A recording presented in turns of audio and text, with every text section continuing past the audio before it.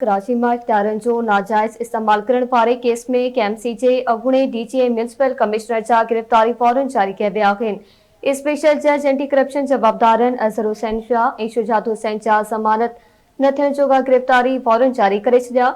Special जज anti corruption case में नामज़द जवाबदारनि खे 24 जनवरी ते पेश थियण जो हुकुम ॾेई छॾियो। दरख़्वास्त गुज़ार जो चवण हो त अॻूणे डीजी ऐं म्यूनिसिपल कमिश्नर इख्तियारनि जो ग़लति इस्तेमाल कंदे मनपसंद माण्हुनि खे ठीका ॾिना।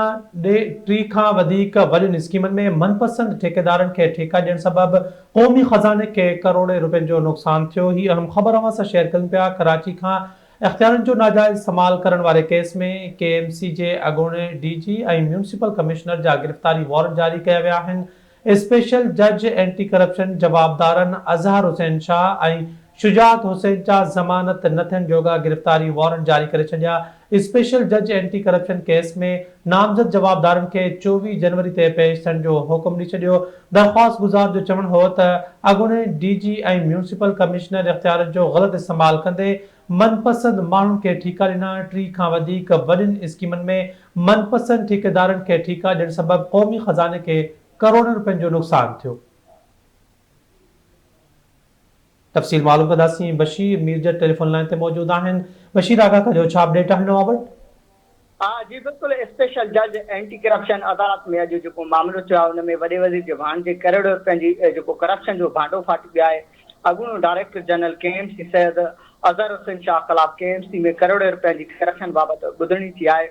अदालत में पेश न थियण ते वॾे वज़ीर सईद मुराद अली शाह जे भाणजे ऐं म्यूनिसिपल कमिश्नर केएमसी ख़िलाफ़ ज़मानत थियण जोॻा वारंट जेका जारी कया विया आहिनि। अदालत जवाबदारनि खे 24 जनवरी ते पेश थियण जो हुकुम ॾेई छॾियो आहे। जवाबदार वॾे वज़ीर सईद मुराद अली शाह जे भाणजे DG KMC Azhar Hussain Shah, municipal commissioner KMC Shujaat Hussain पारां अख्तियारनि जो नाजाइज़ इस्तेमाल कयो आहे।